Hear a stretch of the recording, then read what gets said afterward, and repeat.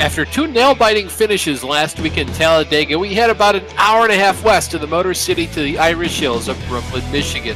While Talladega holds the fastest average lap time on the NASCAR circuit, Michigan International Speedway has the fastest top speed ever recorded.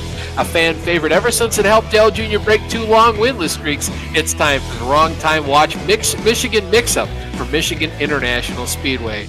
Hello, folks. Austin Belke, J.R. Shepard, Kenny Kibbe with you up in the booth. As always, we have Ryan Seneker down in the production trailer. J.R., what else can you tell us about MIS? Well, Austin, Michigan International Speedway is a 2-mile D-shaped oval where the front stretch is banked at 12 degrees and the turns are banked at 18 total degrees. This place is known for its speed, like you mentioned, especially the speed these drivers will carry down into turn 1 at over 200 miles an hour. And on top of that, this place is extremely wide, giving the drivers opportunities to make passes here tonight. But you do have to be calculated with those passes and make them quickly, especially as we get later into the run. If you get yourself stuck side by side with another driver, you will either get freight trained on the outside or just stall yourself out and create a big run for the cars behind you. Because of that, drafting will be a big part of this race tonight, and these drivers will absolutely need to use that draft to maintain contact with the cars ahead of them. And Austin, if you lose that draft, it will be a long race ahead of you, especially if one of these races goes green the entire way. I know it's rare, but it could happen. So you definitely have to stay connected with that lead draft tonight if you want a shot to win here at the end. Thanks, JR. This place is fast. It's extremely wide, too, and there's even a lot of bumps that you can either help the handling of your car or really hurt it. But, Kenny, you're going to get into that just a little bit with your keys. Yeah, guys, so tonight we have twin races, as always, of 40 laps each. Qualifying going on right now for race number 1. 2 sets of tires are on pit road, and expect to see for sure 1 pit stop in each race under green flag conditions, and possibly 2 if drivers are not good at saving fuel. That'll be one of the keys tonight. The first key, though, is tire conservation. You can drive the car in pretty deep on corner entry here because of how wide the track is. But you got to conserve that right front tire on entry and mainly the right rear tire on exit. You're fighting, trying to be greedy, getting back onto the throttle. You'll see these cars look sideways in the corners here, and that's just being on that very edge of grip. You got to conserve that right rear tire. The seams here at Michigan International Speedway, there's 3, really technically 4 seams, but really 3 seams that will be crisscrossed and drove over constantly in the corners here. You can use them for a little bit of grip to get the car to turn a little, but depending on how you hit them or drive over them or cross them, can make the car overly loose. And if you have that happen to you in the wrong place at the wrong time, you could get run over, could run into others, could cause some problems. And lastly, a lot of times Michigan International Speedway has green flag racing, and it ends up being a fuel mileage race, and that could be no different here tonight. Fuel mileage is right on the number of making it to halfway and therefore making it possibly a one-stop race, but it's right on the edge, so we could see a fuel mileage battle to the end. Thanks, Kenny. A couple different drivers out on track right now. We're back at a regular track. It's not a restrictor plate racetrack. So instead of 2 laps over 5 minutes, we have 4 laps over 5 minutes. Those times are then averaged. And you do have to post 4 clean laps. And it's definitely not as difficult to not get any X's here, JR, but you still have to make sure you put that car on the absolute limit of grip. And usually instead of hitting the outside wall, drivers will spin out and get that 2X for a loss of control. Yeah, absolutely. That's what you'll see more often than not. But the biggest thing is trying to maximize the grip you have on lap number 1 without overstepping those bounds, without getting the car extremely loose. The car's going to have colder tire temperatures. It's going to be moving around a little bit more. It's going to be a little bit freer, especially through turns 1 and 2. But if you can get a good lap 1 in, that will allow the tire temps to come back up, and you'll be more comfortable in laps 2, 3, and 4. The other thing is, if you get loose on lap 1, you're not only going to hurt lap 1, but more than likely hurt lap 2, because it's going to take multiple turns to get those tires cooled back down. We have about 5 more seconds here left in qualifying so far. The fastest man in qualifying is Scott Eckrich. Michael Krobach is second, and Jeff Ward is third. We've just had a lot of people has some internet connectivity problems. I see John Wilco and Mike Rasmus have dropped from the session due to some upload packet loss. So looks like some internet problems plaguing what's going on. I think somebody just popped out of the booth here as well. Looks like we lost JR, so perhaps a larger internet issue plaguing the internet right now. But we'll go ahead and go through the starting order for tonight's first feature race of 240 laps. Scott Eckridge is going to roll off in the pole position. He's going to have Michael Krobach starting to his outside to complete the front row. Jeff Ward is going to roll off in third, followed by Colton Salick in fourth. Jonathan Cadell completes the top five. Derek Whitford's going to line up in the sixth position. He's going to have Brian Yazik in seventh and Gael Brooks in eighth. Rooster Rodden and Dave Mattson round out row number five. Isaiah Dupre is going to start in 11th place, followed by Don Runkle Jr. in 12th, with Thomas George in 13th and Cody Eldred completing row number 7. Rolling off in the 15th position is Mike Rasmus, Mr. Consistency, followed by Ricky Hardin in the Fingermobile, starting in the 16th spot. Adam Jersky is going to roll off 17th, followed by Mark Cohn in 18th, Gavin Flint in 19th, with John Wilco in 20th, and Brian Neff making his Pretty Good Racing League debut, along with Sawyer Nelson, who rolls off in the 22nd position. Good to see John Wilco back. He's a driver we haven't seen since all the way back last year at the end of the 2022 season. He hasn't raced at all this season. And it looks like John Wilco, he disconnected, and he is back in. He's in his race car ready to go. Mike Rasmus, though, I haven't seen him pop into his race car yet, though, so keeping an eye on that. Rasmus, really fast, obviously, consistent, clean, gridded up 15th because he didn't get a qualifying time in. And I think he's also has a birthday today, so hopefully he can get in and run 2 races tonight. Yeah, there's a very few list of drivers that have won a race on their birthday. Of course, when you look at real-life NASCAR, I believe the only 2 drivers to do it, if I recall correctly, are Cale Yarborough and Matt Kenseth. So it's a very exclusive list for drivers that have won on their birthday. JR, you did it back in BRL competition, I want to say in 2021, and I would have for my birthday the day before, but unfortunately, I cannot add my name to that exclusive list just yet. It's something rare and extremely hard to do, Austin. Things have to go right just to win a race, let alone do it on a particular day. So, yeah, definitely cool when you can do that. Be interesting to see if that can happen once again here tonight. Doesn't look like it'll happen for this first race. Mike Rasmus has just popped back out of the iRacing server. Another internet connectivity problem. So thankfully for him, he'll more than likely start on pole after finishing dead last in this race, because we do have a complete inversion of the entire starting field. Just a quick word, I'd like to give a shout out to our sponsor, Wrong Time Watch, are back with us. They're a YouTube channel dedicated to watches and the watch hobby. All types of watches are presented on their YouTube channel, from Casio to Rolex, anywhere in between. They offer it all. If you're interested in watches, check out Wrong Time Watch on YouTube, or you can visit their website at wrongtimewatch.com. iRacing pace car leads the field through turns 3 and 4. It's going to make the hard left turn down pit road to give command of the field over to Scott Eckridge in that 70 car. He's got a couple different Loud Pedal Motorsports drivers up near the front, and he's got a lot of fierce competition up there as well. Colton Salick, looking at him in the 4th position. He's the winningest driver this season. Hard to believe it's anybody other than Scott Eckridge, but finally green flag is in the air. You see Barney the Flagman enthusiastically waving around that green piece of cloth. Oh, strong start here from Michael Krobach. He's got a shoe in here at just barely being able to tuck in behind Scott Eckridge as Scott comes up the track. But look at Colton Salick, already trying to look to the inside of the 72 machine of Michael Krobach. Yeah, Salick getting really close to the rear end of Krobach there on these opening laps. We talked about cold tire temperatures. That is going to make his car very free, but he did a nice job through 1 and 2. As they head to turns 3 and 4, Scott Eckridge is still the man out front. Michael Krobach is one of those really good drivers on these larger tracks, especially at conserving his tires. We'll have to see how well he does at this particular track as the race goes on. Scott Eckridge here going to lead lap number 1. Yeah, and this is not what the field wants to see. Scott Eckridge, he's not had a fantastic year like we're accustomed to seeing, but he has won races, and then he's once again won the pole for this race. So he's got the track position. It's going to be whether or not he can maintain that through the first cycle of pit stops. So far, everybody, for the most part, sorting it out now. Single file.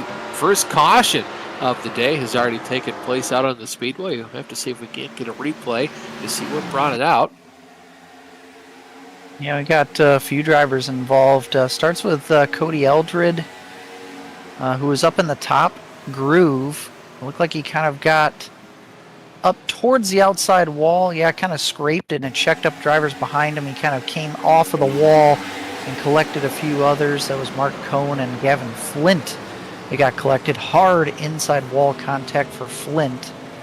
And that might be the end of his race number 1 potentially. But, JR, talk about that real quick where, turn 2 especially here, for whatever reason, you run that high line and you kind of think that you're just fine and you end up just pushing up into that outside wall.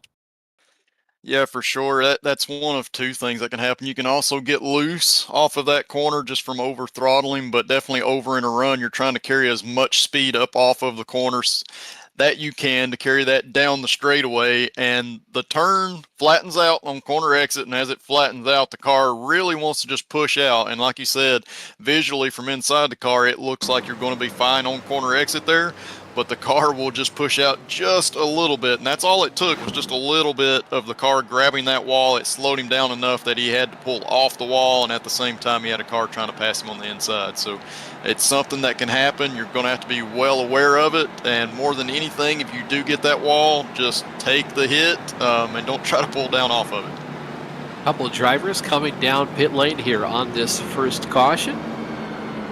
Yeah, and I think obviously some of these guys were involved in that caution, but others were not. They were just towards the tail end of the field, 17th on back.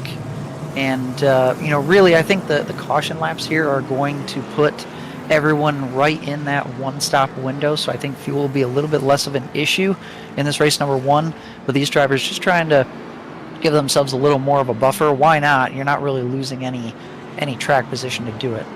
Yeah, Sawyer Nelson, John Wilco, those two drivers started 20th and 22nd out of 22 cars, so really nothing lost for those two guys to come down pit road, top up on fuel. The other drivers on pit road are the 3 that were involved in that lap 2 accident: Cody Eldred, Gavin Flint, and Mark Cohn. Very unfortunate for Mark Cohn. I will say, though, luckily for Mark, he did get the win last week at one of the 2 Talladega races, so as long as he keeps on making that 75% attempt race for the races, he will be locked into the playoff championship at the towards the end of the season. So not the worst luck that Mark could have had. Of course, this break in the action here so soon gives us a great opportunity to take a look at the championship standings heading into tonight's first of 2 races. Michael Krobach comes in here with a whopping 330-point lead, but despite all that, he is pretty much on the bubble of not making it into the playoffs. If we have enough drivers show up and win races, he could be on the outside looking in, so definitely don't count him into the playoffs just yet. Adam Jersky there in the 2nd position. Good to see the Cheesecake Factory man, Adam, up there on the podium for the championship standings. Brian Yazik as well. Yazik, of course, locked in with a win. Ryan Zima has 3 wins on the season, but it's going to be tough. He's missed a couple races so far. He's going to be on the outside looking in. Then Colton Salick, he's got 4 wins, winningest driver on the calendar. Jeff Ward just a shy outside of the top 5 in the point championship standings. And then Jonathan Goodell, winless so far in the season, but still pretty good shot in on points with Woody Mahan there in the 8th position. Mark Cohn rounds out the top 10. Like I said, got one of the race wins last week at Talladega. As we head back further through the point standings, starting at 11th. Quite the shock here, JR. Scott Eckridge, only good enough for 11th in the points so far this season. Yeah, absolutely. A little bit of a shock there for sure with how good he's been, but he does have the 3 wins on the season, trying to pass Colton Salick for the most wins. If he can get a couple here tonight, that would certainly do that. And we move on down. Thomas George, he's in 12th place. That's a little bit of a surprise also, but he's looking to make up some ground as we get into this season and try to get himself in contention for the championship. Isaiah Dupre, 13th. Gael Brooks, 14th. And Sawyer Nelson there in 15th. iRacing pace car back down pit road. Scott Eckridge, a much earlier start to this second restart. He's got a whopping lead here over Michael Krobach as the cars roar down the front stretch. Interested to see what Colton Salick does. Now this time starting on the inside. Does he hold the inside as far as he can go, or what does he do here? What's the play? Jeff Ward going to back off just a little bit. Look at Brian Yasek really charging up on the high side off of turn number 2. He's looking to the outside of Jeff Ward. That's the opportunity here early in the runs on restarts. If you can use that outside lane, go higher than the drivers in front of you, you can really carry a lot of momentum and make passes up off the corners. Scott Eckridge with a little bit of a slide up the track off of turn number 4. Brian Yasek all over the back bumper of Jeff Ward as they go down the front stretch. Both those cars trying to go to the inside here of Colton Salick as they sail it off down into turn 1. Yeah, and you see there Jeff Ward, he's going to push up just a little bit. He got extremely close to the 2 drivers in front of him, and that's one of the things that happens. You can carry so much speed with the draft down the front straightaway and get into the corner harder than the drivers ahead of you, but you've got to get the car slowed down. You're going to have less downforce on the front end to help that car turn. Yeah, look at this run from Michael Krobach, though, up around the outside of Scott Eckridge. It looks like he's going to complete the pass coming off at turn number 4. He's going to completely clear himself for the lead. We'll see how much Scott Eckridge wants to play blocker there for his LPM teammate. He's going to go up to the high side, block off Colton Salick. This is going to give Jeff Ward a great opportunity to shoot the car down to the inside in turns 1 and 2. Looks like Scott Eckridge is still there. Jeff Ward finally clears himself into second. He does, and one of the things you saw there when Michael Krobach took the lead, he immediately tried to break the draft. So you want to do that as much as possible. You can be the faster car, but the cars behind you can still keep up with you because of that draft. So he's trying to break that in order to pull away and create that gap. Eckridge now back around to the front end of Jeff Ward. Interesting to see Colton Salick still kind of back there waiting in the weeds. And look out behind him, Brian Yasek. At the end of the 2022 calendar season, Brian came on with a strong finish at Michigan International Speedway, won this race as well. He won 4 out of 5 in that whole race span. He's went on to dominate the rest of that season, had a pretty good bid for the championship, but just barely lost out to Thomas George. I wouldn't be too surprised if Brian went on to win today and really continue to carry that momentum through the rest of the season. Yeah, absolutely. And the one thing about Brian Yasek that I think about watching him at PGRL is that he's a driver that is always there at the end of the race, but sometimes maybe isn't as aggressive to go after the win. He's trying to get the best finishes possible for the points, but this season he's already got a win. That's going to help him get into the chase at the end of the season already, so he can really go after and be a little more aggressive than normally, and already in this race up in the top 5. Look at the 55 car. Brian Yasek trying to take away that 5th position. Oh, another yellow flag. This time on lap number 10. Yeah, so guys, looks like Adam Jersky got spun around by Ricky Harden. And Jersky did a good job of keeping it off of the inside wall, but gets pretty heavy damage here. You see right there, I'm not sure if maybe either Harden got a larger run than he was expecting, or Harden thought that he was going to have a gap in between Jersky and the wall to be able to put his nose in there, and it just kind of closed up. But if we can take a look at the back end of Jersky's car, at least on my screen, he has heavy rear end damage just from that shunt. Take a look here. There you see it. There's the damage actually forming on camera there. Harden actually scrapes the outside wall just a bit. He'll be okay. Yeah, the right rear corner is pretty banged up on Jersky's car.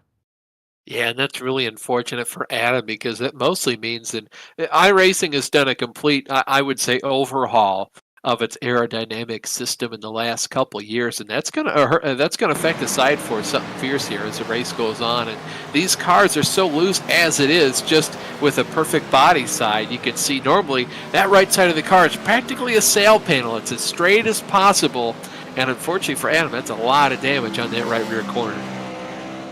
Yeah, for sure, Austin. And like you said, that's going to really affect the side force, especially on corner entries. You're trying to lean on the air to help the car not rotate all the way around, but also down the straightaways, it looks like that right side spoiler is actually a little bit higher, so he's probably going to be a little bit slower in the straight line as well.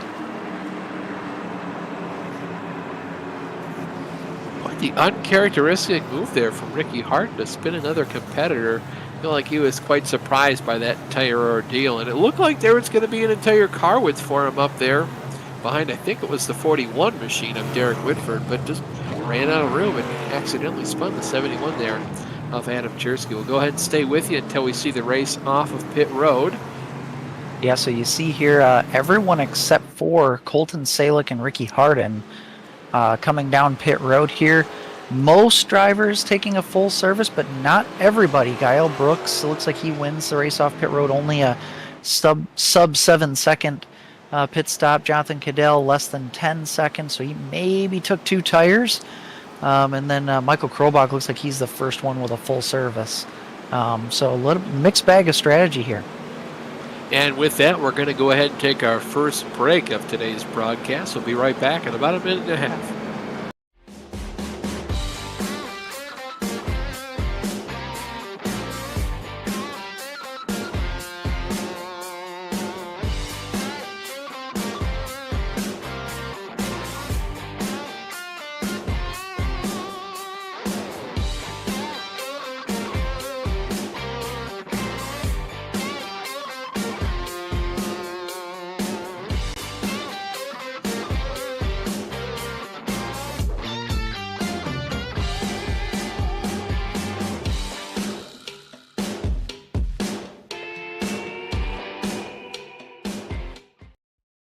Racing isn't easy, but experiencing it is. iRacing puts you in the driver's seat with the industry's leading sim racing game. Drive on laser scan replicas of the greatest racing circuits from around the world. Go head-to-head against other drivers chosen by skill-based matchmaking to ensure competitive racing at every level. Compete across all your favorite series. In officially licensed cars, engineered to deliver the most accurate driving experience possible.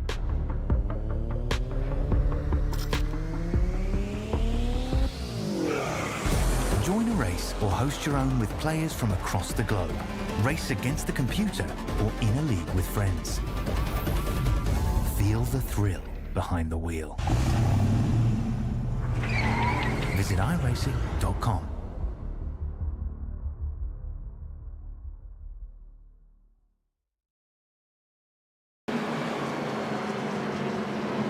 Welcome back to the Wrong Time Watch Michigan Mix-Up. Boy, that's a tongue twister if I've ever seen one. You're here live at Michigan International Speedway. Austin Belke, J.R. Shepard, Kenny Gibby, Ryan Seneker here with you for the broadcast of today's race. iRacing pace car goes down pit road. Colton Salick finally gets the lead today. We'll see when he wants to restart the race. There he goes. He's got Ricky Harden down to his inside. Both the drivers on the front row did not come down pit road and take any service underneath that last caution. The rest of the field on at least 2 new tires. Gael Brooks should be the only driver, I believe, to have only put on the 2 right side. Look at Michael Krobach. Look at the speed with which he's easily able to pass Ricky Harden the wall. Harden around the outside as Gael Brooks and that Matt Kenseth throwback falls through the field. Yeah, Michael Krobach did a nice arc through turns 1 and 2. He carried all that speed down the backstretch, and now he's going to be right on the rear end of Colton Salick coming off of turn 4, and he should have more grip than Salick at this point with those tires.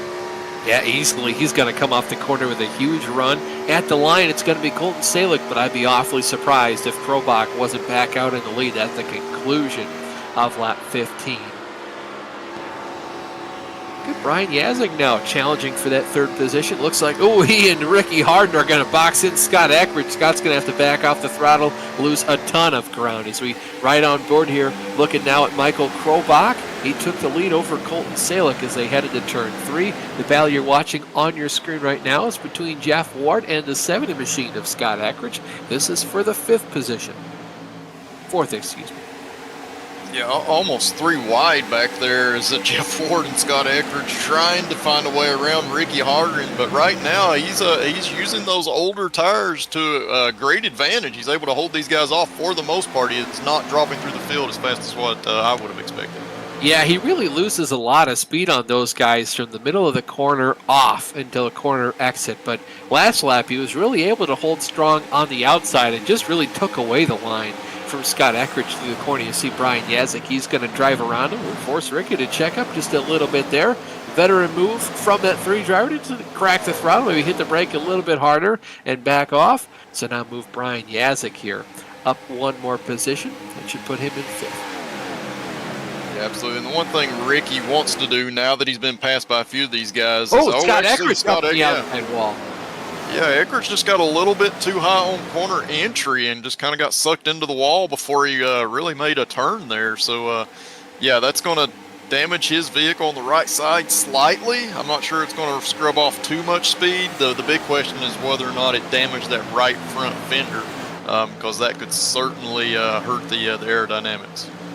And it is worth noting as well, and we've probably covered this many times this season, we'll probably do it more times, but these cars, they're called Twisted Sisters for a reason, and that's the way that people from the early 2000s to about 2006 or 2007 had contorted these things in all sorts of weird different ways to go ahead and maneuver the air around the car. So the left side is all twisted and it really tapers off towards the back end, and the right side is as straight as an arrow, practically a billboard to catch all that air. The side force on the right side of the car. Go ahead, Google NASCAR Gen 4 Twisted Sister. You'll see some pretty amazing comparisons of one side versus the other.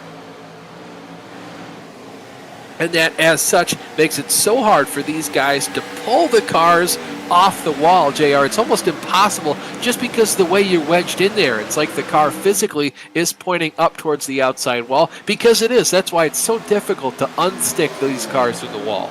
Yeah, absolutely. The rear section of the car definitely sticks out to the right side, the passenger side, if you will, of the vehicle. And when you hit the wall with that rear end, it naturally pulls the front end around. And like you said, it turns the car into the wall instead of being straight with the wall. And it does make it a lot more difficult to try to get up off of the wall once you are scrubbing alongside of it. But Scott was able to recover very well right there. And he's now already moved back up into, I believe, the 3rd position as we go across the line this time. Yeah, 3rd place.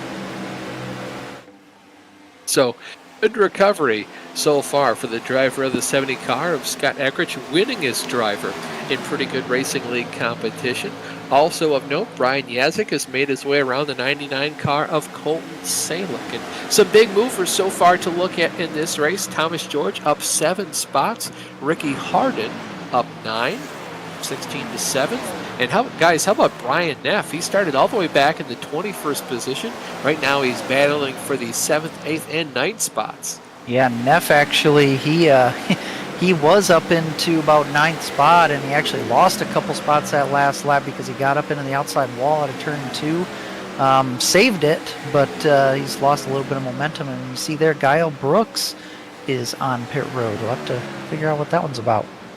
Guys, I think this is an early pit opportunity for him. I think he basically just is going to cut the race in half. He knows he can make it on fuel to the end of this thing, and he's going to hope that it stays caution-free, green flag to the end, and he should be the big winner if everything plays out his way. But I think it's a big risk. We've already seen 2 cautions here within the first 10 laps. I think it's going to be a tough strategy. Yeah, the biggest thing for him would be trying to stay on the lead lap, and he's not going to be able to do that in case a caution were to come out. Now if a caution comes out, he's at best going to be the lucky dog recipient and still have to start at the back of the pack. I will say, though, too, basically he's only got, if he has any tires left, it's only 2 new left sides to put on the car. Maybe he didn't take rights when he came down and only took 2 tires. It's really impossible for us to say without having to go back and look at the footage to see if his car even went up in the air. We do know he was in his pit box for about 7 seconds, which would indicate to us a 2-tire pit stop. Looks like Ricky Harden is also going to pit this time by as well. So another driver really putting all his cards into the middle of the table. Oh, and Thomas George as well, that Mark Martin throwback.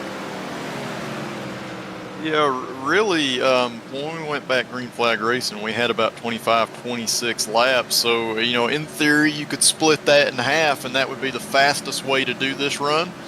So some of these drivers definitely coming a little bit earlier than what they need to, just in order to try to maximize on the tires and the speed that they can carry through both of those runs. So it'll be interesting to see how that plays out versus guys like Michael Krobach, Jeff Ward, and Scott Eckridge are continuing to run fast times up front. I was just thinking to myself, why in the world would you come down pit road and take tires a couple laps ago when you were, maybe they hadn't planned out this strategy before, but I just looked at Thomas George, guys, and he came down pit road and did not take any tires. So he's just going to go off the basis of, my tires are only 5 laps old. I'm going to make them last the rest of this race. That way he saves himself a set for if the caution comes out later. I think that's a phenomenal idea. Yeah, I was just about to bring that up. The drivers who are going to have to pit here soon, a lot of them have taken that one set, and they only have one more set left in the pits. So, yeah, it's a big risk to take that set, and if we get another caution, they wouldn't be able to put on any tires for the end. However, one driver who is on screen in pit lane right now, Colton Salick, remember, he stayed out. This is his first pit stop, so he can go ahead, put a set of tires on, and still have a set for the end. Now he's going to have to sit in pit road for the entire 16-some seconds it takes to A, fill the car up with fuel, but mostly put 4 tires on that race car. So it'll be interesting to see if the time he gives up taking full service this pit stop can end up giving him the win overall, because you saw Thomas George, he might have had, what, a 2 or 3 second pit stop, and Colton Salick, he was down there for considerably longer. I mean, if you factor in how much further behind George and other drivers were compared to Salick, plus the amount of time that drivers are gaining with the fresh tires, we're comparing Michael Krobach, for example. His best lap is a 38.66, and his last lap was a 40.08. Now, granted, there might be some fuel save in there, things like that, but that's a big difference, second and a half at least. So I like the play from Salick, being able to save the set of tires and be able to drive aggressively to the end. I do as well, but I also have to give a big shout out to Ricky Harden on the same strategy as Colton Salick, but also Thomas George. I really like that strategy call from him to come down there, not take any tires, and just fill up on fuel. You see another driver down there on pit road, and I believe it is the 71 car of Adam Beef Jersky. Yeah, and you can see, we saw it on the screen for just a second there, he overshot his pit box by just inches and had to back up there. Stuff like that can cost you a couple of seconds, and each second lost in the pits at the speeds we're running out here is equal to a football field length in distance that you're losing, so it is a big loss. And by the way, if you want to see what new tires are like, go ahead and look no further than Ricky Harden in the 3 car and Colton Salick in the 99. They're currently going to go up there and unlap themselves the hard way. This is coming off turn number 2. Easily going to have the drive and the motor to go up there and pass the 9 and the 72 car to put themselves on the lead lap here. Yeah, and that's a battle for the lead too, JR, between the 72 and the 9. And here's Guy Brooks as well, one of the first drivers to come down pit road, and here comes Krobach. Yeah, definitely. I think Krobach decided that he was at the point where Jeff Ward was starting to have a little bit of an advantage, so might as well make that pit stop before Jeff does. Yep, I like this undercut strategy here for the opportunity. Only 12 laps left in this race this time by, so I think Krobach is going to have to put on his last set of tires and go out there and basically get everything out of them he can. Yeah, and we've talked about it. You know, these races are about strategy, so it is a risk putting that last set of tires on. We still have 11 laps or so in this race. If we get a late race caution, we know that new tires will have a huge effect. You'll be able to just drive right by everybody, especially through turns 1 and 2. So, yeah, this is a gamble. Other drivers like Colton Salick, they have another set left, so they're looking good right now, and they actually passed Krobach as he's coming off the pits here. Jeff Ward. And now Scott Eckrich down pit road as well. So they're going to basically try to take away as much as Michael Krobach's undercut as possible. Those 2 cars, you see them on your screen now, coming down pit road, going into their pit boxes. And I feel like with these drivers, I feel like it's worth it. They go ahead and take the 4 tires because we're close enough to the end where I think it's worth the risk. And staying out on those older tires if they have to. They're leaving their boxes right now. Jeff Ward actually shoots ahead of Scott Eckrich as they exit the pit lane. So they'll have 11 laps to use up these fresh Goodyear tires. Michael Krobach is in the process of passing Ward right now as he's on the apron. A little bit of traffic mixed in with these drivers as well.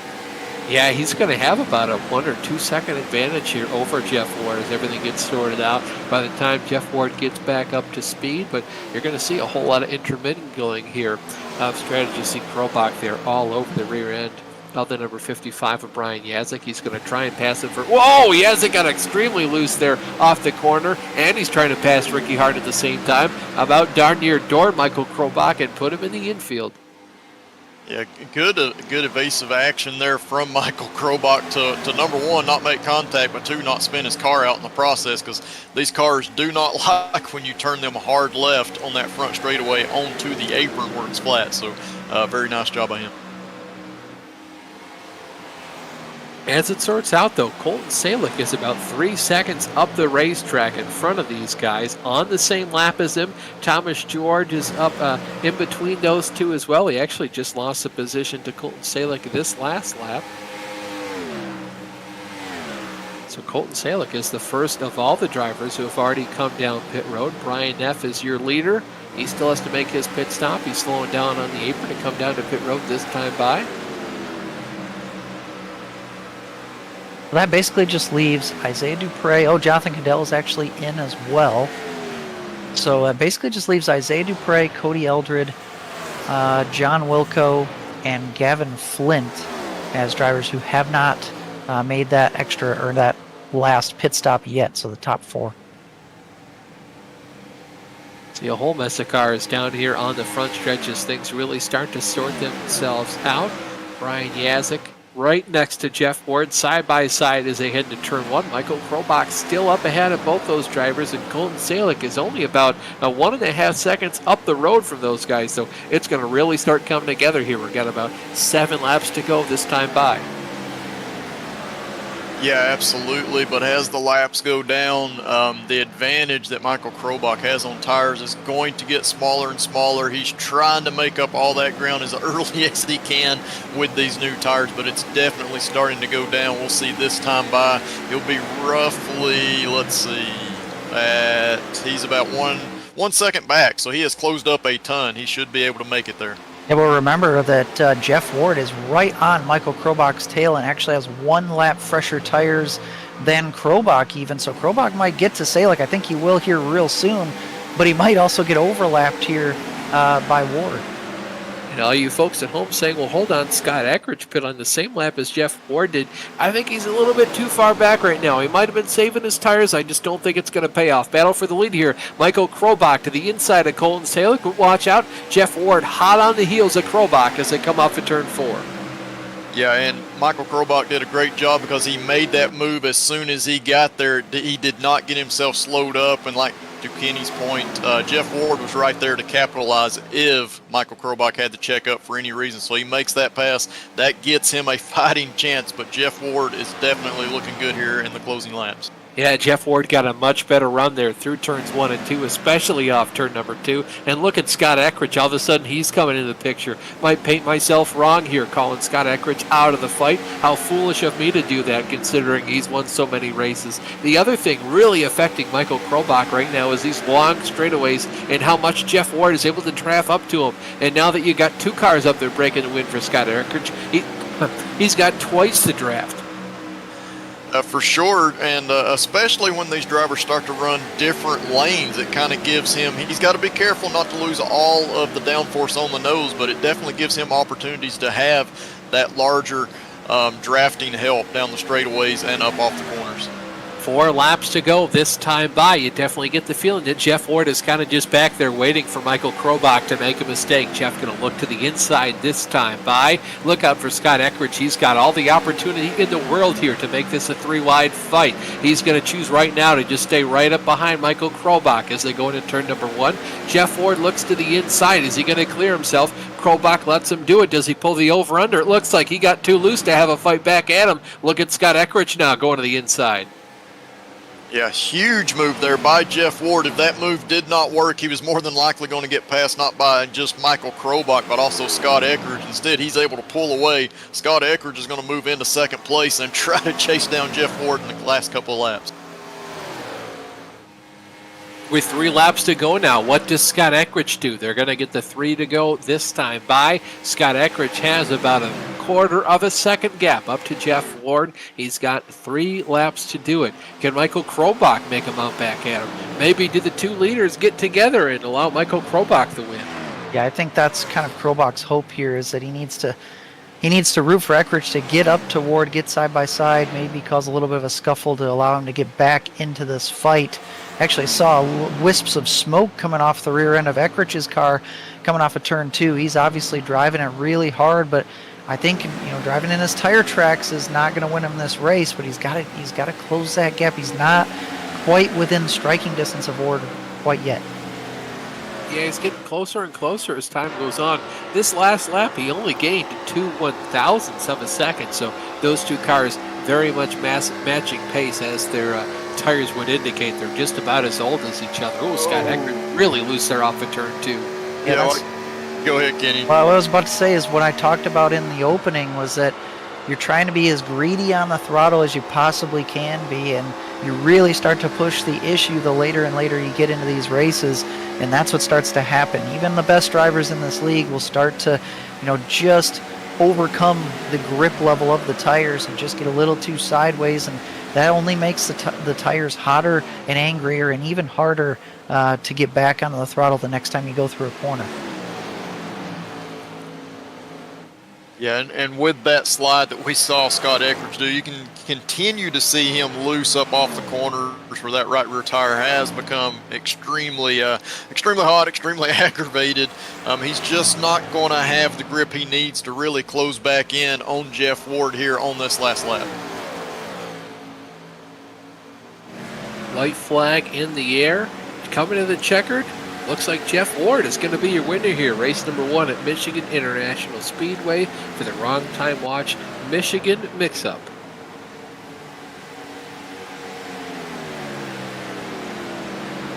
What you guys say we go ahead and try to pull Jeff Ward in here? Got a middle of his celebration. So pulled up into the waiting room. I don't know, man. Sorry. Jeff, it's Austin and the boys up in the VGN booth. You got a copy? Yeah, I got you. Well, dude, hey, commanding finish there in the race. What was going through your mind the last couple laps? Did you think you'd have any chance of catching Krobach? I knew with lap traffic we had a chance to get up to him, getting there and passing him. I knew that was going to be a challenge, but we had 1 lap better tires there, and man, that made a lot of difference. Tires were paramount out here tonight, or at a premium, I should say. But yeah, I'm glad we pitted a lap later. We probably wouldn't have got to him because we didn't have the best pit stop.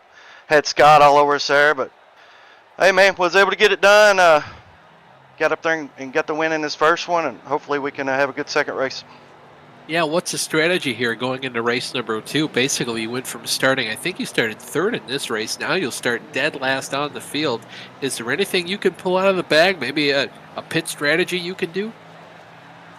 Yeah, depending on how the cautions fall, I think we're probably going to have to do something different than the leaders are doing since we're going to be so far back. We'll just have to see how it plays out, but probably just try to get to the front quick as possible. And yeah, we got a pretty good feel for things tonight on this track, so hopefully we can have a good one. All right, man, I really appreciate you taking the time to come up and talk to us. As always, the floor is yours.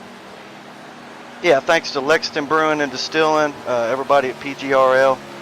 Thanks to you guys for doing the broadcast. Friends and family, and shout out to my dad if he's there watching. That's about it. Awesome. Well, Jeff, congratulations once again. We'll put you back down in the waiting room, and best of luck. All right, thanks, guys. That was Jeff Ward, winner here of race number 1. We're going to go ahead and take another break. We'll be right back in about 90 seconds.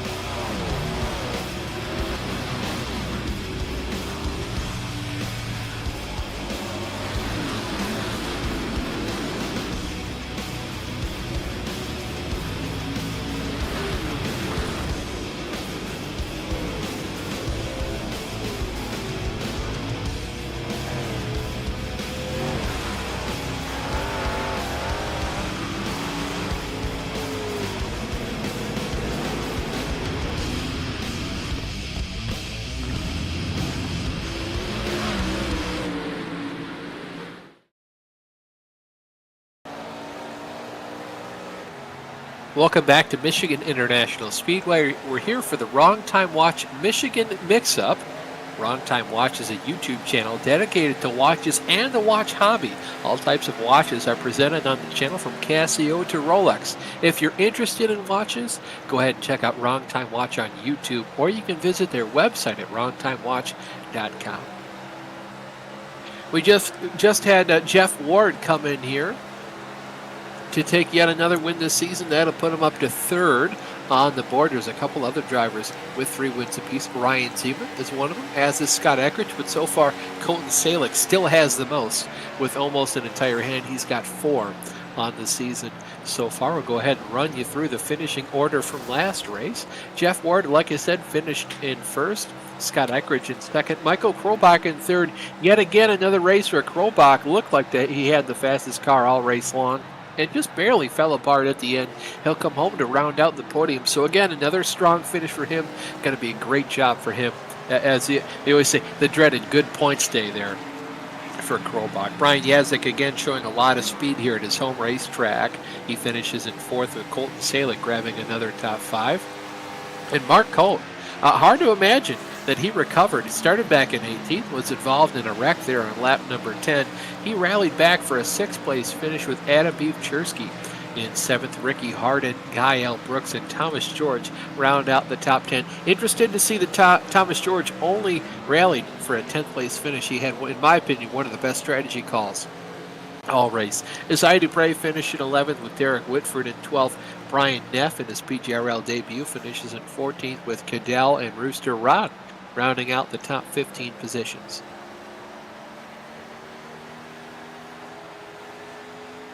Six, 16th was Old DRJ, Don Runkle Jr., Dave Matson 17th, Sawyer Nelson 18th, Cody Eldred 19th, Gaffin Flint 20th, John Wilco, Mike Rasmus round out the field. John Wilco, good to see him back here. PGRL debut this season, but again, we saw him pretty much every race last season, always out there in those Disney-inspired paint schemes. And unfortunately, Mike Rasmus finished 18 laps down, had to sort out an internet issue before he could go ahead and get back here out on the track. But the good news for him is, fortunately, finishing last in last race means he'll start on the pole for this one. He and John Wilco will complete row number 1. Gavin Flint, Cody Eldred, Sawyer Nelson round out the top 5 starting positions. Dave Matson's going to roll off in the 6th position, followed by Don Runkle Jr. in 7th. Rooster Rodden's going to roll off in 9th, and Jonathan Cadell and Brian Neff round out the top 10 starting positions. Derek Whitford's going to roll off in 11th, followed by Isaiah Dupre in 12th. Thomas George is going to roll off in the 13th position. Guy L. Brooks completes row number 7. Ricky Hardin-Wall Hardin in the Fingermobile starts in 15th, followed by Anna Beef-Jersky in 16th.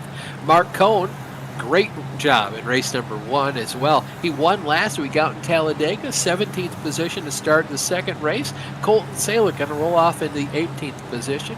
Brian Yazik and Michael Krobach complete the top 20 starters, and then Scott Eckridge and Jeff Ward round out the rest of the field. JR, any performances from race number 1 kind of surprise you so far? From race number 1, really it was good to see Mark Cohn. Like you said, won last week. He had a very nice run here. That was not really a surprise, but nice to see that he's carrying that momentum forward. Adam Jersky and Ricky Hardin, we saw them getting that accident early on, so it was a surprise to me to see those 2 drivers be able to come back and finish in the top 8 positions. So definitely they've got some momentum going into this race. If they can keep their cars clean, they're looking to improve on those 7th and 8th place runs that they just had. And one driver to watch in this race number 2 is one that's out for redemption. Mike Rasmus had connection issues for the first half of the race number 1, finished 18 laps down. That's what puts him onto the pole for race number 2. We know what kind of speed he's got. He's got track position to boot now. Now he just needs to execute and take advantage of it. So I guarantee there's high hopes for the 68 car in this race number 2.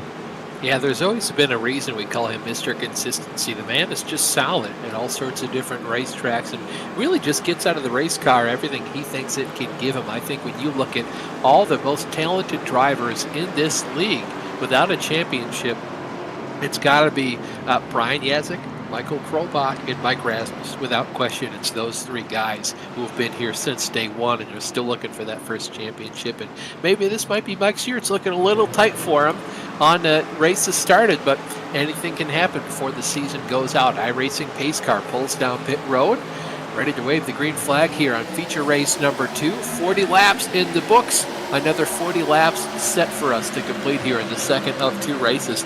Gavin Flint there in the 48 car, going to slide back just a little bit. Cody Eldred looking to make a strong start up on the high side. And how about Dave Matson? We really haven't set his name too much apart from the starting orders today. And oh boy, they're already 3 wide coming off turn 2. Yeah, and this is going to be the big thing we're going to have to watch in the opening laps. Oh, we got a wreck down the back straightaway, guys. I believe I saw Neff involved, but I'm not sure who else. I think, Sawyer Nelson came out of there untouched. This is a big one. This is a lot of cars getting spun out. Scott Eckridge got a piece of that. Don Runkle Jr., Thomas George, Colton Salick, Derek Whitford. Yeah, that was quite a few cars. Some Good had competitors. Yeah, some had more contact than others, but if we take a look at the replay, you'll actually see the 35 car Brian Neff. He kind of just hangs a left to initiate the contact. You see there, he's that black and yellow car on the top side, and he just kind of drifts just a bit, and it's all it takes when you're 3 wide. And he initiates that contact, and then it's kind of on from there. And when you're just coming off of a start or a restart, everybody's so congested, so everyone's pretty much stacked on top of each other. That's going to take out a lot of fast race cars so far. As always, though, we'll say these cars can be repaired from pretty much nothing to the ground up, so definitely not exhausting other opportunities so far. I mean, we saw Mark Cohn rally back to a top 5 finish after being involved in the second of the 2 wrecks cautions in race number 1. So definitely not over for all these drivers. Looks like Sawyer Nelson, I didn't think he got any part of that first caution, is going to come down pit road, as is Brian Neff. Neff's got a lot of damage, especially on the left front of that race car. Some other drivers coming down. Looks like Thomas George in that 6 machine. Derek Whitford, John Wilco, Colton Salick, even Don Runkle Jr. I don't think Don has a whole lot of damage, but better safe than sorry. And Kenny, it looks like here we have brought up into the booth to be interviewed. We've got Gael Brooks. Gael, it's Austin and the boys up in the VGN booth. You got a copy? Got you guys. Well, it's been a pretty eventful race, night, I should say, for you so far. You were the first of all of our drivers to go ahead and pit last race. You got any cool strategy tricks up your sleeve for race number 2? The strategy will be doing the opposite of what I did in race number 1, because that did not work out well. I was kind of banking on yellow. I had a set of tires saved in the bank. I was like, all right, if we get a latest yellow, maybe I can make something happen with them. So I took fuel in the first yellow, and then basically pitted for tires as soon as I was in my window. I was like, all right, we'll see how that goes. And man, the tires fell off really, really quick. So I think for me this time, I'm probably going to try to be one of the later pitters. So I was kind of watching where all the top guys finished in race 1. And yeah, they all were pretty much the last guys to pit. So it seems like bolting on that set of tires at the end may be the way to go. So hopefully I'll be able to kind of manage them here, but then yeah, save some fuel and kind of use the fresh tires a little later on. Hey, Gail, you had a great top 10 run in race number 1 here, and you also have 1 win on the season. Does that 1 win allow you to do a little bit of strategy calls as far as you moving forward in this race and future races, or are you just going to try to use your speed to continue to get up front? Usually I need strategy to help my chance to win against these guys. I don't think I can outright pace them. So yeah, so strategy will definitely be a big chunk of that one. So I do, yeah, this does kind of, like I said, it gives me an opportunity to gamble a little bit more and see if I can try something maybe a little different. That's kind of what Ricky and I did there. Even Thomas tried a little bit different strategy too, and we all kind of wound up, I should say, right together. Like I said, I just kind of misjudged how bad the tire wear was going to be there. So hopefully I can make a better gamble this time and make something happen here. Hey, Gael, we've seen that passing has been difficult here. Clean air is king. Do you feel much of a balance change when you're in deep traffic like you are right now? Getting pinned to the inside is tough. It's really hard to get the throttle down. So you'll see us on the bottom, like we'll kind of kick the back out, trying to get greedy on the throttle, or maybe it's just me.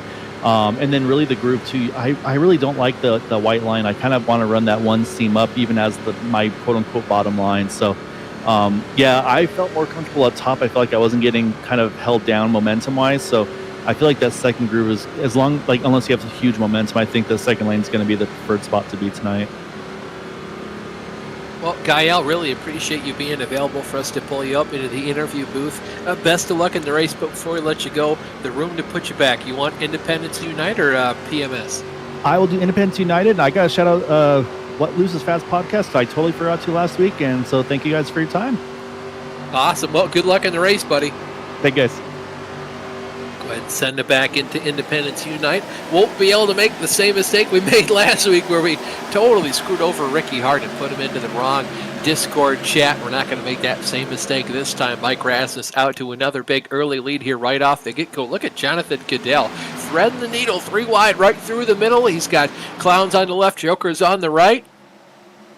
Look, he looks like he's going to pull off the move so far. Yeah, they actually did a nice job going through there 3 wide. That is very difficult to do, like we've talked about on corner exit specifically. The car on the inside tends to get tight. They're still 3 wide as they go through turns 3 and 4, a lot tighter down there. Yeah, look at the run. They were 4 wide there through the middle of the corner. Oh, watch out. It's going to get really tight there. Dave Manson got his nose totally chopped off there by Jonathan Cadell. Mike Rasmus went through turns 3 and 4 extremely gingerly compared to the rest of the field. Guys, don't look now, but we do see the 70 car, Scott Eckridge. He's already cracked into the top 5 as we come off of turn 2 right now, and he is in that preferred high lane. Yeah, Jonathan Cadell, the huge run to the outside. Interested to see as well what Dave Mattson can do. He's all the way up here at the front. Looks like Mike Rasmus is going to back off the throttle early. And don't look now, but here's the driver of the 70 car. He finished second in race number 1. He's already now challenging for the second spot. Going to make it a challenge for the lead. At the line, it's Jonathan Cadell through 3 wide for the lead as they head to turn 1. Well, we had some narrow contact there between Gavin Flint and I think it was Ricky Harden. Flint actually blinked out, came back, and then kind of got hooked by Harden when he reappeared. That could have been nasty down to turn 1, but they all keep it straight. Gavin Flint in the 48. Brian Yazik apologizing to some other drivers. The 32 car. Cody Eldred all the way up on the outside. Well, there's Dave Mattson as well. He's going to lose about 20 spots. He did something very similar to what we saw Scott Eckridge do in race number 1. Just kind of miscalculated corner entry, got too high, and the wall sucked him right in. And once you do that, the speed is gone. So this early in the race, like you said, he lost a ton of positions. I've been in that position as well. About a month ago, I was racing in a Gen 4 league at the Chicagoland Speed. Oh, they're wrecking down the backstretch. A bunch of cars all over the place. Looks like Rooster Rodden was involved. I believe he got tipped by another driver. I think he somehow saved it, but the caution still flies. Yeah, I think it was, Colton Salick got into him. Rooster Rodden was really loose off of turn 2. I think gathered it up. With the car. And then, boy, that was a little bit of netcode, I think, honestly, with both of those drivers. Now, Salick stays off the wall, but he did scrub his tires for quite some time, so those might be toast. Rodden did save it, like you were saying. And honestly, guys, I'm a little bit surprised we're getting so many cautions with the cars going down off of the racing surface like they are. The yellow's still coming out. And boy, Adam Beef Jersky, unfortunately, for the second race in a row, both the races tonight, has more damage on the right rear of that race car. So it's a good thing he got some practice with how that handled in the first race.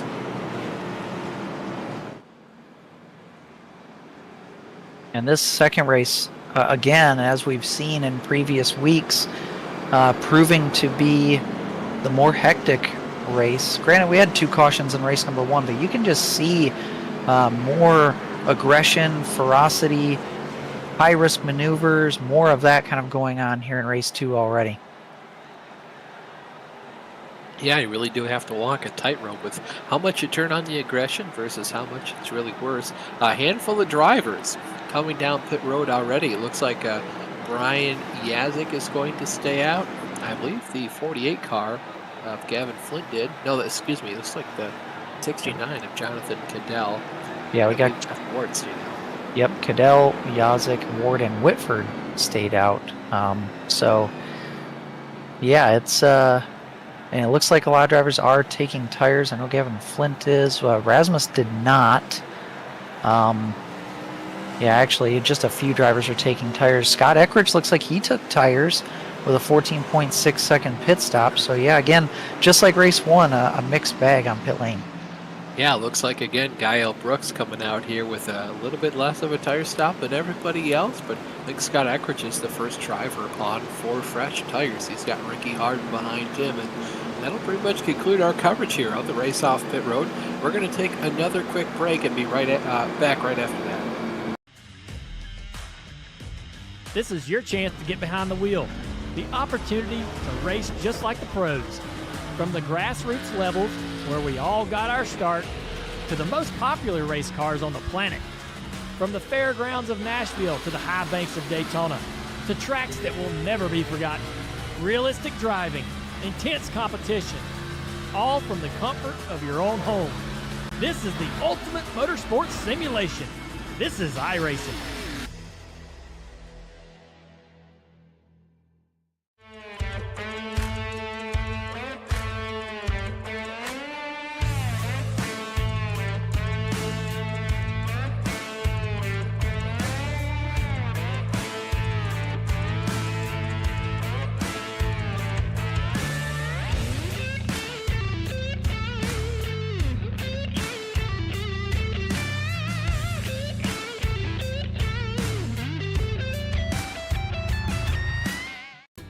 This is the world's premier online racing simulation.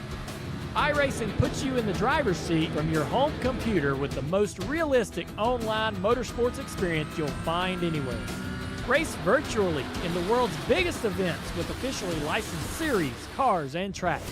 From the high banks of Daytona to the blistering speeds of Indianapolis, the dirt of Eldora to the world's most legendary road courses.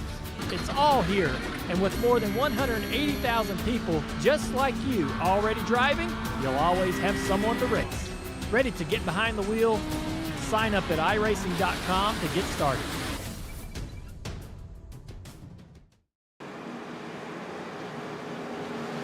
Welcome back to Michigan International Speedway. We're here for the Wrong Time Watch Michigan Mix-Up. Wrong Time Watch is a YouTube channel dedicated to watches and the hobby of the watch. All types of watches are presented on their YouTube channel, from Casio to Rolex. If you're interested in watches at all, go ahead and check out their YouTube channel or visit their website at wrongtimewatch.com. Here, wrapping up from our second caution of race number 2. Got a complete lap number 11 this time by iRacing. Pace car goes down pit road. Jonathan Cadell is your leader. He's got Brian Yasek with him on the front row. Jeff Ward to third, Derek Whitford fourth, and Mike Rasmus, our pole sitter for this race, restarts in fifth. Strong start there for Jonathan Cadell. I'll be interested to see, though, Brian Yasek, indeed, he's going to take that lead away pretty much right at the get-go. He's going to go around the outside, take that lead as soon as they hit the backstretch. And look at Jeff Ward. He already won one race tonight here. You definitely know he's got the Michigan International Speedway all figured out, trying to see if we can't take away the second position. He's going to settle into third at the moment. Scott Eckridge, the first of all of our drivers to take 4 tires on that second caution, the first pit stop for most guys. Yeah, and I would say that the bad thing for the competition is Jeff Ward already being in third spot, your race 1 winner. Not only does he have track position, but he also has the last race where he was able to understand what to do in the long run to save his tires and have something at the end. So right now you see him not charging. He's doing that on purpose. He's taking care of his stuff at this point. Yeah, let's not forget as well, Scott Eckridge finished second in the last race and had a pretty darn good shot at winning it when it came down to the end. He's made his way up to the 4th position right now. You see Jeff Ward looking for the 2nd position here underneath Jonathan Cadell as they go down the front stretch. Almost a complete tie for those two. Indeed, it was down to the 10,000th of a second. Looks like it did give it to Jeff Ward, and he is going to complete the pass now. Scott Eckridge trying to look around the outside of Jonathan Cadell to do the exact same thing. He's going to put himself into the 3rd spot. Yeah, and you can see back Mike Rasmus, he's still running in the 5th position. Good top 5 runs so far, but right behind him is Michael Krobach, who's looking to make a move to get back up there with those guys that he expects to be racing with, Jeff Ward, Scott Eckridge for the win. But at the moment, Brian Yazik seems to have this race under control. Yeah, forget the Crow and Krobach show. It's the Mike and Michael show. Michael Krobach going to take that position away from Mike Rasmus. Move Krobach now into that 5th position, looking to grab himself another good points day, Kenny. I think at this point in the race, it's fair to say, not quite the fastest driver out on the racetrack, but it's hard to count Krobach out from a race victory at the end of the night. Yeah, and I mean, we saw quite a few positions kind of flip-flop just within the last 5 to 10 laps in race number 1 based on strategy. And we could be headed down that similar kind of road here in race number 2. So, really, if you're in the top 5, 6, maybe even 7 drivers within a few seconds of the leaders when those pit stops happen, you got a chance at victory in this race number 2. Boy, look at how close this race for the lead is. Scott Eckridge going all the way down the racetrack, trying to get to the inside of Brian Yazik. Not quite able to do it, but he is going to clear himself from Jeff Ward. Jeff going to try the over-under off the corner. He's going to get a lot of speed with that early apex. He's going to be able to put his foot on the throttle a lot sooner. He's going to get down to the inside of Scott Eckridge before they get into turn number 3. Both drivers are pretty much going to be roadblocked, though, by Brian Yazik. We'll see what Scott Eckridge can do on the high side with his 4 fresh field goods. Evidently, nothing much so far. Going down the straightaway, Scott taking a look at making it 3 wide. Jeff Ward has to back off the throttle just a little bit. They're only 2 wide for the moment, but Michael Krobach is coming up with a lot of overspeed. Yeah, and he's going to run the extreme high entry into turn 1, high all the way through 1 and 2. But he's going to make it halfway work here. He's going to carry a lot of speed down the straightaway. He's going to get to the outside of Scott Eckridge. Yeah, look at Jeff Ward, though, all the way down on the bottom. Scott shoots it into turn number 3. A little bit argy-bargy contact between Jeff Ward and Brian Yazik. Scott goes up the racetrack. Michael Krobach almost hits him, gets a little loose off the corner, is able to come away with enough momentum to clear himself completely underneath Scott Eckridge. Now they're side by side for the 3rd spot. Oh, what a power move by Michael Krobach. Passed all 3 drivers in 1 corner. Had that overspeed coming out of turn 2. Took advantage of Eckridge and Ward overdriving the corner. Yazik underdriving the corner. And just flew by all of them. Perfectly executed. That was a phenomenal move there by Michael Krobach. Scott Eckridge tried it. He tried the slide job, didn't quite work. It went ahead and gave him the position over Brian Yazik, but now he has to hunt back down and pass teammate Michael Krobach. Those 2 cars now almost nose to bumper there for the 1st and 2nd positions. Brian Yazik, Colton Salick, Jeff Ward. Those 3 drivers did not pit under the last caution. They have the oldest tires in the entire field. Battle for the lead. Scott Eckridge now able to pass there Michael Krobach. Yeah, he did. He drove it in pretty hard into 1 and 2. Krobach was able to do the over-under crossover move and got back to his inside, but it's not going to pay off for him here through 3 and 4. He's going to get loose and have to chase it up the track. He's going to lose some momentum off of 4. Yeah, Scott Eckridge with that high side, he's going to have the momentum coming off the corner as well with the added downforce, I should say, with speed from gravity down the hill. He is going to clear himself back in the lead. We'll see what Krobach can do here with the rest of this corner. It's a really, just an all-out scrap here for the 3rd position on back. Brian Yazik, Jeff Ward, Jonathan Cadell, and then Colton Salick. All 4 of those drivers fighting brutally over that last step on the podium. Yeah, definitely a dogfight back there for the 3rd position at the moment with those drivers, but we continue to see up front Krobach and Scott Eckridge. These guys are trying different lines. We saw the huge move that Krobach made using the high line work through turns 1 and 2 and getting that momentum. Scott Eckridge was paying attention. He's changed his line. He's now moving up into that, and it's now forcing Krobach to try some different lines. He's running more high entry, low exit than what he was doing before, just trying to keep some air on his car. How about Jeff Ward? All of a sudden, Jeff Ward is much better able to keep pace with these guys. Still falling back just a little bit as the race continues to march on, but he's going to run out of fuel pretty much any second now, Kenny. We're going to complete lap number 21 this time by, and these guys can only go about 22 laps on fuel. Yeah, they have probably saved a little bit based on the cautions that we've had. So they can go a few more laps if they would like, but they're definitely in the window to make it to the end from here. And don't look now, but Colton Salick has moved up to 4th place. He also took tires on that last caution. So he is equal on tire strategy to Eckrich and Krobach. But this is pretty encouraging, honestly, for Jeff Ward, being able to hang with these guys with his older tires. But I would think him undercutting those leaders before they get too far away may be a smart move. Yeah, and the best thing right now for Jeff Ward to do is go ahead and pit, in my opinion, and really just maximize the fact that you still have 2 tire sets in the pits. The rest of these guys only have 1 tire set. If another caution comes out with 5 or even 10 laps to go, they're pretty much hosed if they take their last set of tires now, and I really do think they have to. And we were talking about that strategy, and as we're talking about it, we have 3 drivers doing it. Mike Rasmus, Dave Mattson, and Brian Yazik all coming in. They will take their first tire set, I believe. Mattson, that might be his second set. But anyway, Rasmus and Yazik, 2 of the front runners, trying to undercut the field here. We'll see if any other drivers follow in this time. Yes, Jeff Ward. Jonathan Cadell. Yep, Jeff Ward is coming in a little bit on the hot side, but he does get slowed down. Yeah, sorry to cut you off there, Kenny. It looks like all the drivers so far approaching pit lane speed safely. Nobody getting that black flag. You see now Yazik and Rasmus ready to rejoin the rest of the field out on the racetrack, completing their first pit stop of tonight.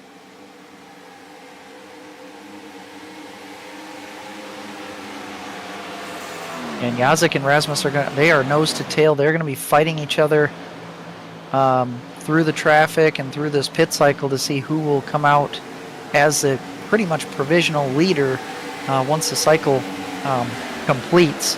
And the top 3 still have not come to pit road, as we see more and more drivers that are outside the top 10 and towards the tail end of the top 10 coming in to make their stops.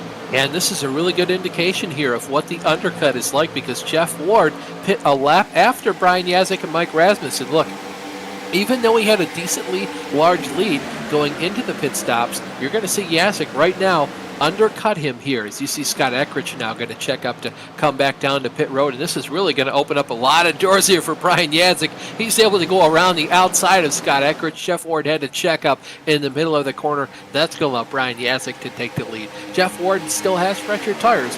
I wouldn't be too surprised if he had a little bit of an advantage, but it's still not that big. So if we watched in turn 3 and 4 there, you saw that Yazik ripped around the outside. It kind of blocked Michael Krobach in. Scott Eckrich was able to pit, and maybe Krobach wasn't even intending on pitting, but even if he wanted to, he was stuck up there, could not pit. We'll see if he comes in this time by, but whether it was intended or not, Eckrich is going to undercut Krobach by 1 lap, and sure enough, here comes Krobach in this lap. Yeah, looks like Salick is going to come down pit road as well. Salick really licking the stamp and sending it. Oh, he does. He makes a little bit of contact with Michael Krobach on the exit to pit road. Luckily for Salick, he did not get a speeding penalty, but I feel like that was close.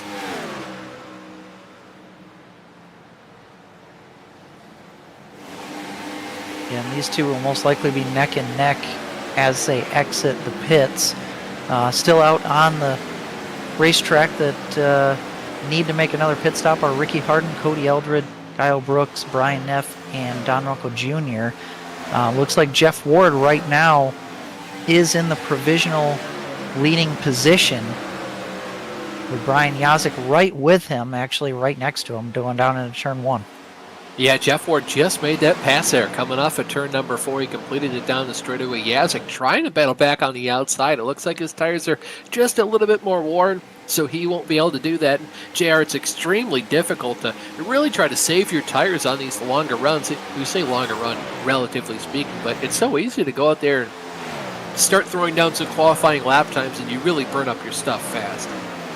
Yeah, definitely. It's very easy to do that because the car feels great. It's one of the best handling moments that you have during the races right after you get a fresh set of tires on there. So you want to go and try to drive the car to its top performance level, but you just cannot do it. If this race goes green the rest of the way, these drivers are going to have to do roughly 15, 16 laps on these set of tires, so they're going to have to take care of them. The more you take care of them at the beginning of this run, the better you're going to have grip at the end of the run and be able to maneuver or even pull away from your competitors. So it is very difficult to get yourself to understand that early in a run, but it's something that you definitely have to do. And unfortunately for the competition, I feel like Jeff Ward did that the best in race number 1, and he has the track position here. Yeah, so far 5 drivers still have yet to pit. Harden, Brooks, Neff, Runkle Jr., and Eldred. Jeff Ward is your provisional leader if everything shakes out the way it continues to. Brian Yazik in second. He is right now, though, being hounded by Scott Eckridge to take over that second position. Scott with significantly fresher tires here than Yazik. They're about a lap or 2 fresher than Jeff Ward. He continues to hunt down Jeff Ward to try to win the second race here at Michigan. And remember, guys, nobody has ever swept both races in a week of PGRL competition. We've had drivers win at least one race per week for a streak of weeks, but nobody has ever swept both races in a week. Yeah, I'm looking now. Yeah, we've only had one driver do it at a time. Nobody's even won back-to-back races, as far as I can see. I think Salick won the last race at Auto Club and the first at Vegas, but and there was a string of weeks where he won at least one race each week. 4 in a row. Yes, but he has not won both races in a single week. But don't look now, but he's got Scott Eckridge bearing down his neck here. Yeah. Oh, and Eckridge actually into the wall a little bit on entry to turn 1. Not going to affect him a whole lot.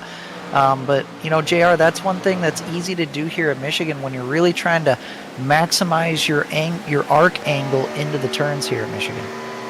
Yeah, absolutely. And the one thing that we've seen so far in this race is Scott Eckridge and Michael Krobach have done it the best, being able to enter extremely high, doing something very similar to what you would see Dale Jr. be able to do when he runs that high line, enter so high.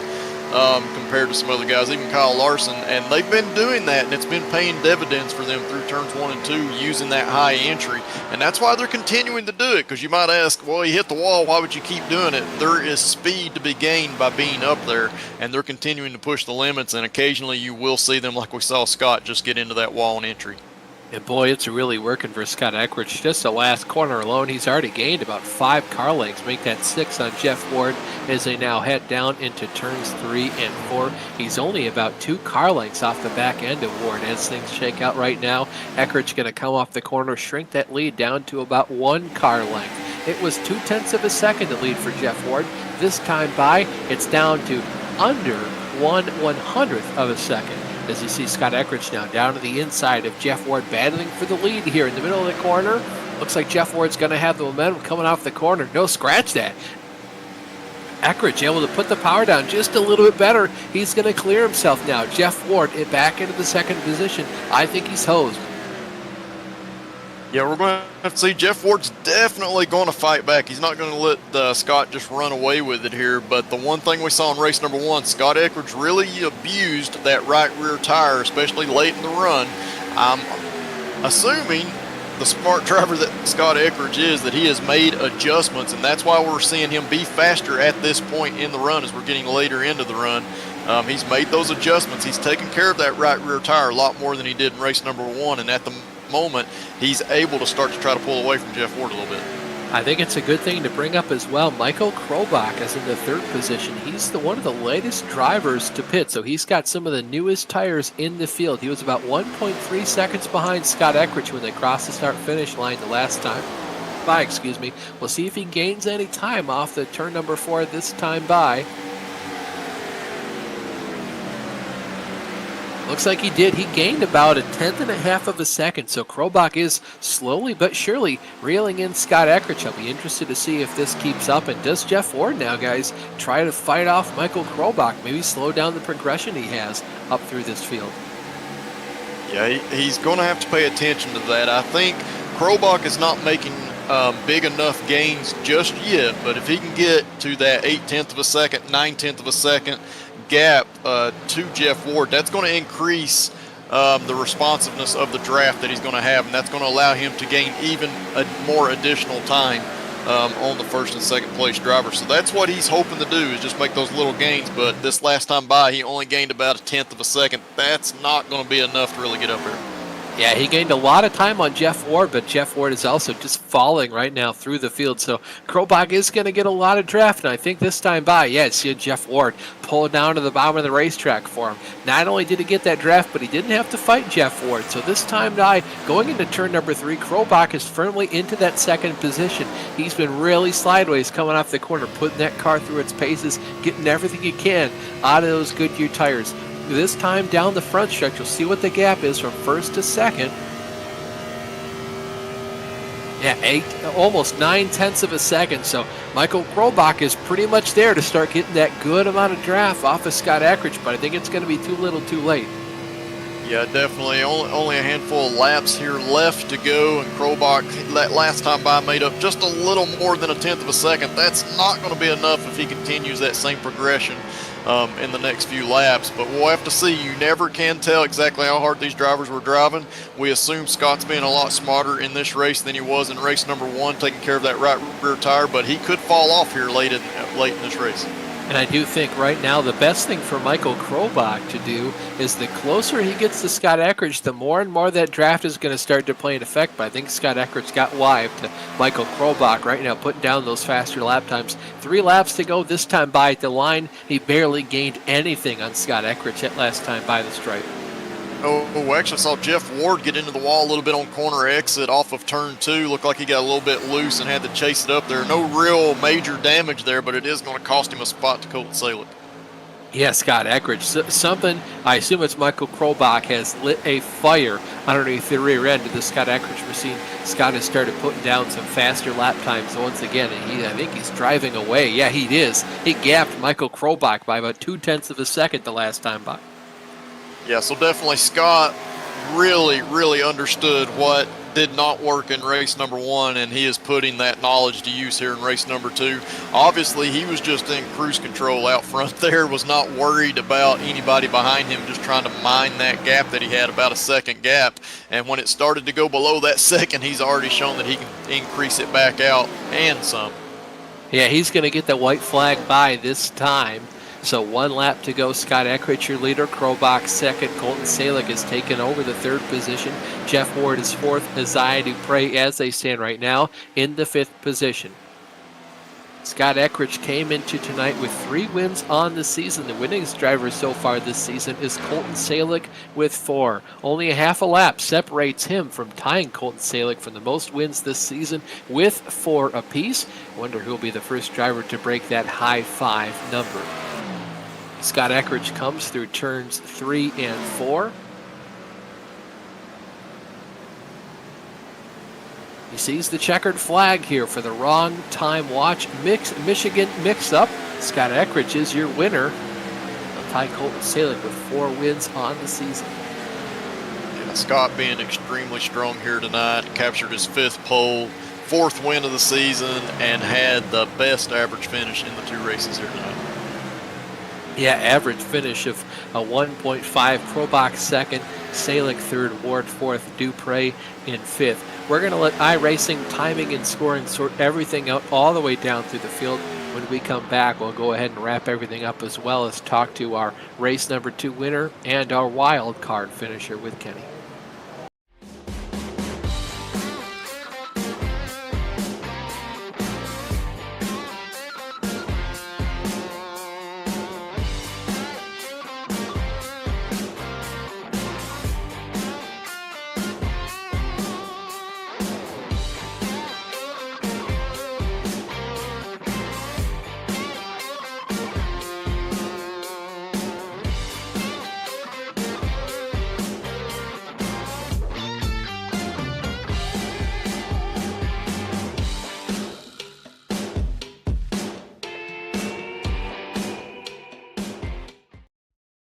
Racing isn't easy, but experiencing it is. iRacing puts you in the driver's seat with the industry's leading sim racing game. Drive on laser scan replicas of the greatest racing circuits from around the world. go head-to-head against other drivers chosen by skill-based matchmaking to ensure competitive racing at every level. Compete across all your favorite series. In officially licensed cars, engineered to deliver the most accurate driving experience possible.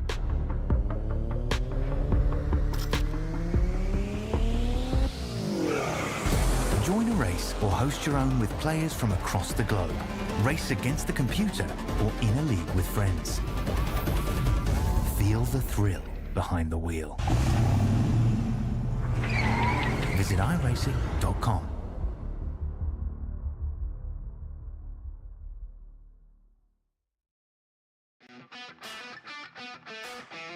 Welcome back to the Wrong Time Watch Michigan Mix-Up here from Michigan International Speedway. Race number 2 just wrapped up. JR will go ahead and talk to our winner, Scott Eckrich, in just a little bit. First, we'll go through the finishing order here. For our feature race number 2, Scott Eckrich is your big winner. He started all the way back in the 21st position, gained 20 spots. Michael Krolbach finished in second. He gained a whopping 18 spots there at the end. Colton Salick rounds out the podium. Race number 1 winner, Jeff Ward, could only muster a 4th place finish. Rounding out the top 5 is Isaiah Dupre. Mike Rasmus started on pole. He fell back 5 positions to finish in the 6th spot.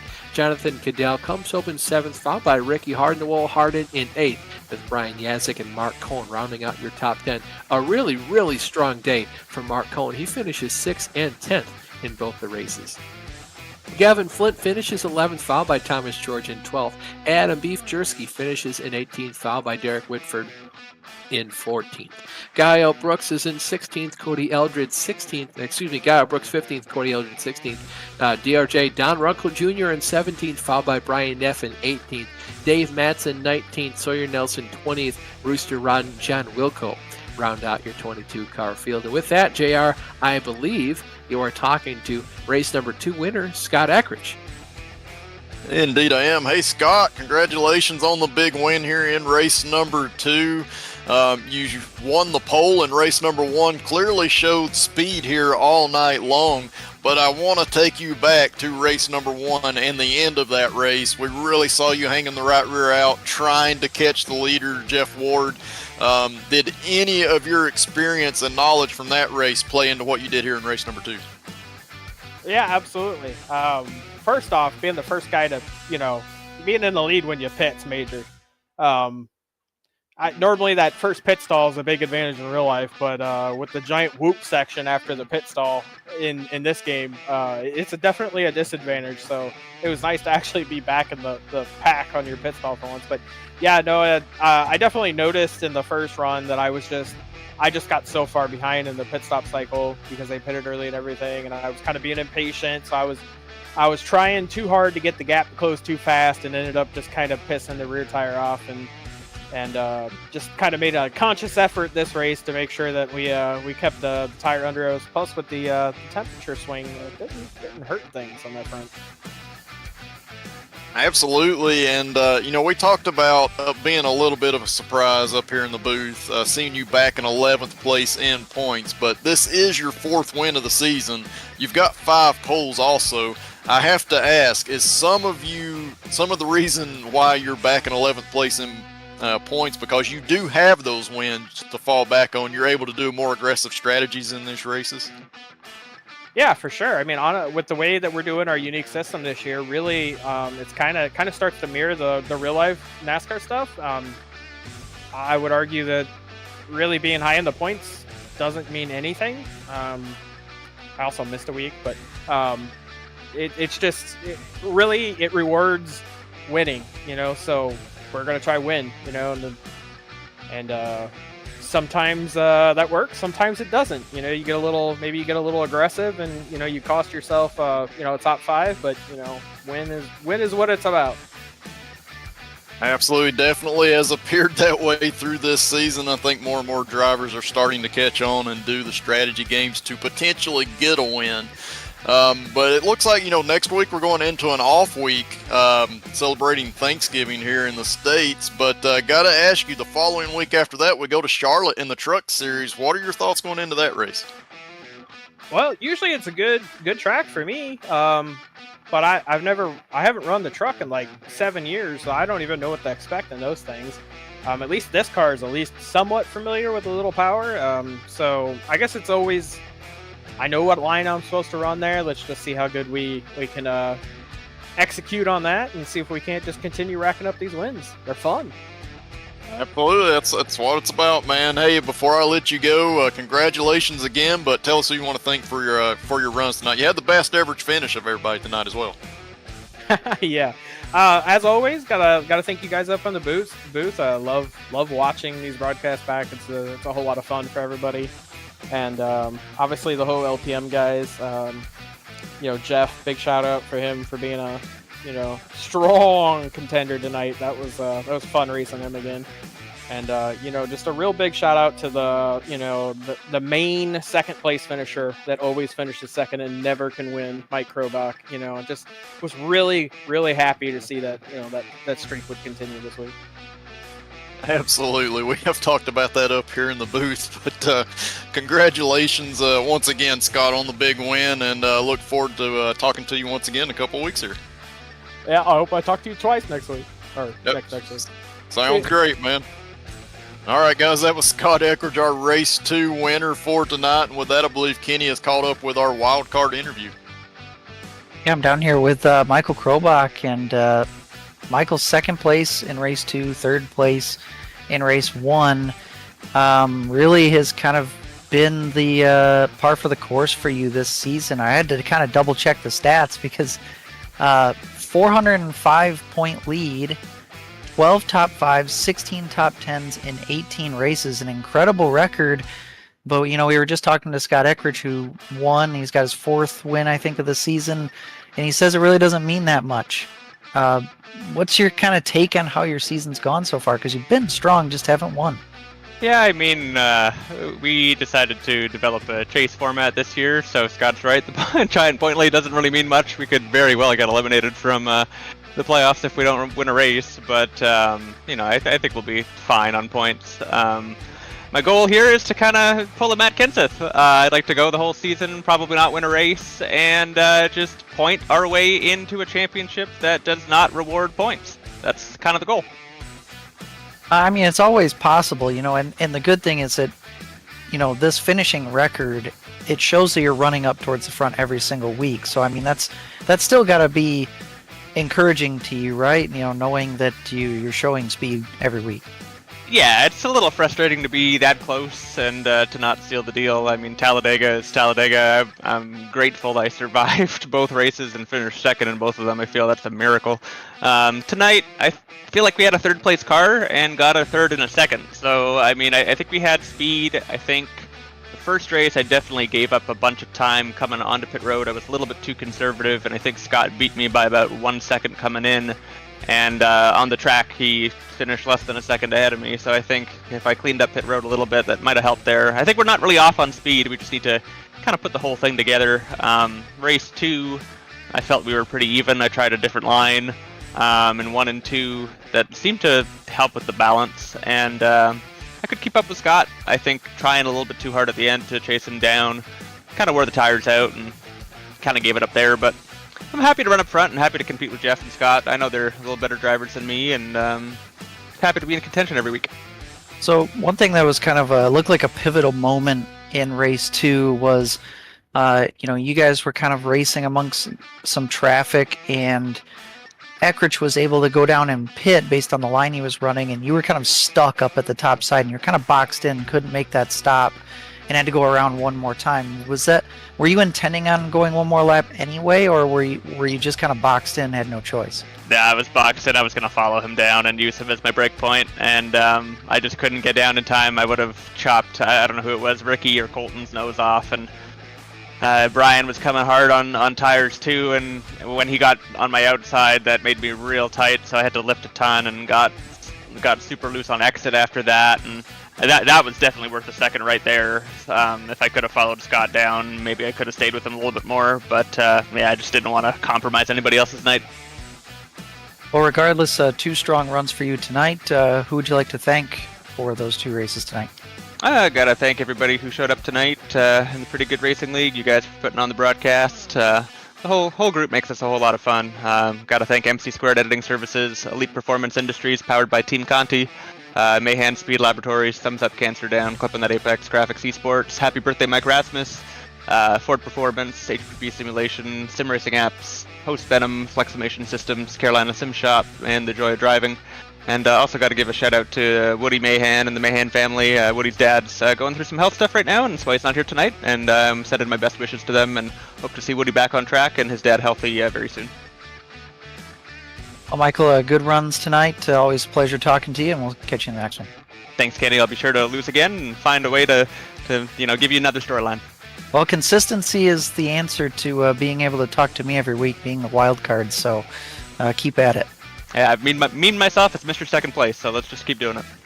For sure. All right, that was Michael Krobach, our third place and second place finisher tonight. And Austin, we're going to go on to turkey break, and then we'll pack it up and head to Charlotte next week after that. Yeah, for as much as we say Michigan provides some of the best green flag racing and there isn't a whole lot of cautions, I was awfully surprised to start off both the races tonight with 2 cautions right off the bat. But then, guys, luckily it cleared up. I mean, we had 20-plus green flag runs to end both the races, JR. Yeah, definitely. The end of race number 2 is what we kind of expected all night with the long green flag runs. This track provides a lot of passing opportunities, a lot of space to move around, and that's why we expected those type of runs. And ultimately tonight didn't see a whole lot of surprises. Guys like Scott Eckridge, he got his 4th win of the season, or excuse me, 5th win, or yeah, 4th win of the season. I'll get it right here in a minute. 4th win of the season tonight. Michael Krobach's been leading the points for a long way into this season. Colton Salick, the other 4-time winner, he got a top 3. Had a great average finish, and of course Jeff Ward. Those are kind of been the 4 names that we've seen be able to battle for wins on a consistent basis this season. So no real surprises there. I will, however, give a shout out to Isaiah Dupre. He did get a top 5 in race number 2, and he's not had a whole lot of those this season. Yeah, and like I just said, we'll go on to a break for Thanksgiving, but then we'll go to Charlotte in the trucks. And looking at the schedule, it's actually going to be kind of one of the longest race weeks that we got on the schedule. 80 laps in the trucks. Just to give a point of reference, when these guys ran the trucks at Las Vegas, same length of a track, it was only 55 laps each. So that's going to be a little more of a test of endurance in each race. And multiple pit stops, I'm assuming. So that's going to be kind of an interesting dynamic. And trucks are always really fun to watch at Charlotte. So we'll see these drivers kind of regroup, go into there. And boy, guys, we're already 18 to 20 races. I think 18 races through the season. It's flying by, but we still got over half the season to go. Yeah, thanks, guys. We'll be back live 2 weeks from now. Tuesday, November the 28th. As always, the stream goes live at 8:50 p.m. We'll be back at Charlotte Motor Speedway. And this Friday, the Bootleg Racing League takes on Lanier Speedway. You can catch that stream live this Friday, November 17th. As always, it goes up at 8:55 p.m. This has been a pretty good production of the Virtual Grip Network. On behalf of myself, Austin Belke, my booth mates J.R. Shepard and Kenny Kippy, as well as our director Ryan Seneker, thank you so much for watching, and good night.